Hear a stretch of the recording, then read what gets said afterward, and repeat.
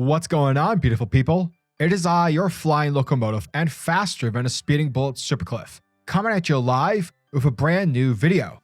And for today's majestic and fantastic video, we'll be diving deep into the conclusion of the Failsafe story arc, that being, of course, with Chip Zdarsky's Batman, issue number 130. Before we jump into everything that is DC and Failsafe, if you are new to the channel, then smash that like and subscribe button. That way you guys never miss out on anything that happens on this majestic channel. And because we managed to cross over 1,000 subs, let's raise the bar and go full on Super Saiyan as you try to get 50 more subs before the end of 2022.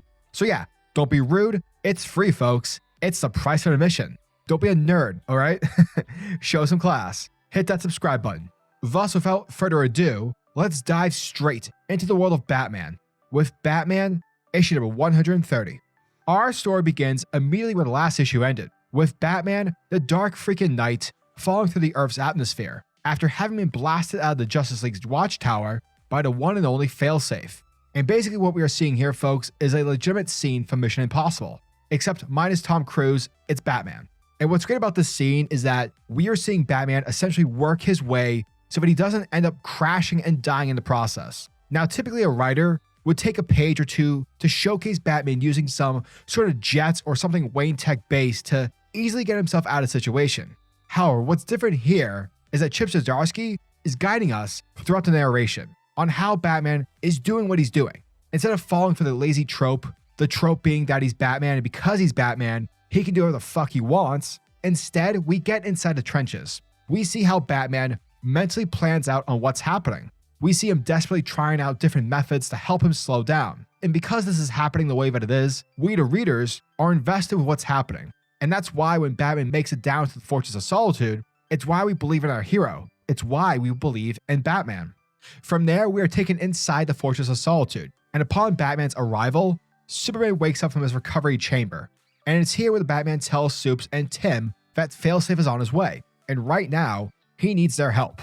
He needs the Man of Steel's help to buy him some time. And with that, we go outside to where we see Failsafe approaching the fortress. But it's here where the villainous robot is knocked in the face by Superman himself. And this time Superman is prepared, as we see Big Blue decked up with some badass armor. And although Superman is able to combat the baddie, Failsafe makes it very clear that, just like humans, Kryptonians have pressure points as well. And thus the robot takes full advantage of this, as Failsafe forces Clark to utilize his heat vision. But in doing so, the blast essentially backfires into Clark, because he's inside the suit, thus exposing his helmet for Failsafe to strike via his kryptonite blades.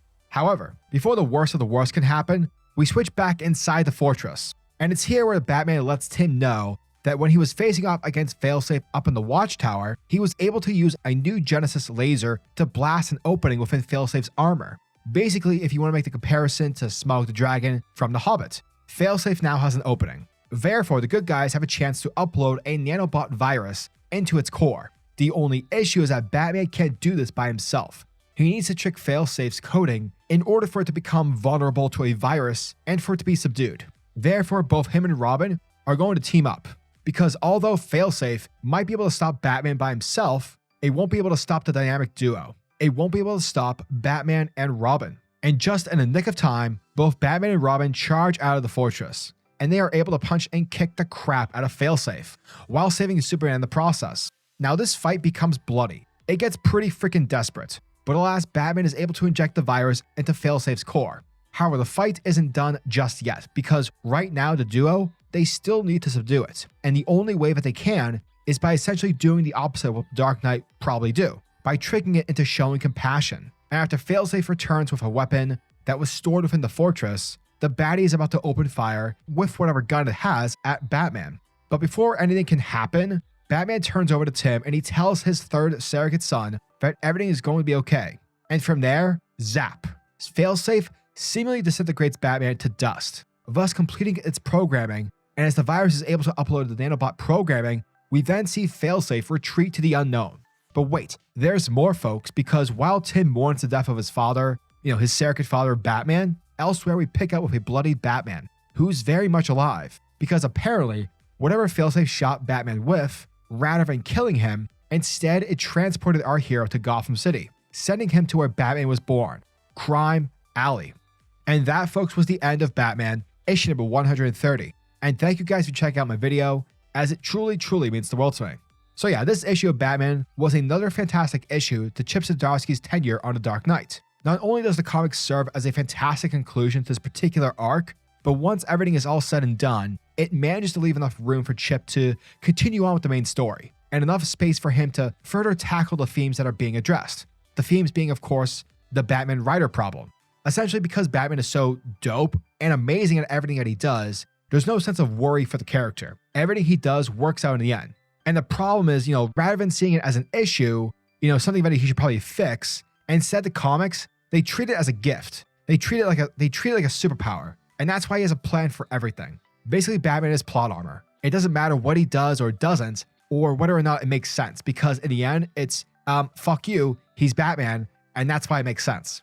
And so it's great seeing that Chip is taking that trope and actually humanizing it. Sure, Failsafe is a backup plan in place in order to stop Batman from being too awesome, but it turns out that if you do stuff like that, you might actually end up shooting yourself in the foot. And so perhaps Batman can later on learn that being too paranoid can actually harm his well-being, more so than just trusting others or simply just, trusting the good in people.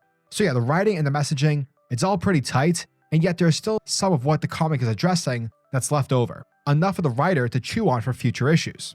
Whenever it comes to long-term writing, you always want to keep the readers engaged. Essentially, you want the readers to be interested. Yet at the same time, you also don't want the readers to feel like, they just wasted a bunch of time. And that's why many people will typically hate when a long-running, successful show, Lost, straight up tells its audience that everything that happened prior, yeah, it doesn't matter. Fuck off. Doesn't matter. Give me your money. Like, what are you doing? Go away. So Chip basically does the opposite here. And basically, it's things like that which make a story compelling and intriguing. And on the business side of things, Black Adam, I'm talking to you.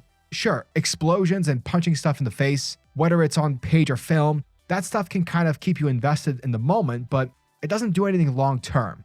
And because of it, it becomes forgettable. Whereas if you have thought-provoking content, stories that ask questions and are not afraid to take risks with their telling, that's how you get people to read and watch your content. And that, folks, is exactly what Chip Zdarsky is doing here. So yeah, as always, I'm your majestic sayer over at Supercliff, and if you guys are new to the channel, then do me a solid by smashing that like and subscribe button, and also the notification bell so that you'll never miss out on an upload, and so that you'll always be kept up to date with your favorite top-tier comics happening in the comic book world. Now tell me, what are your thoughts and opinions on this issue? Are you guys excited for Batman issue number 131? Let me know down in the comment section below. And until the next video, peace. Giggity goo.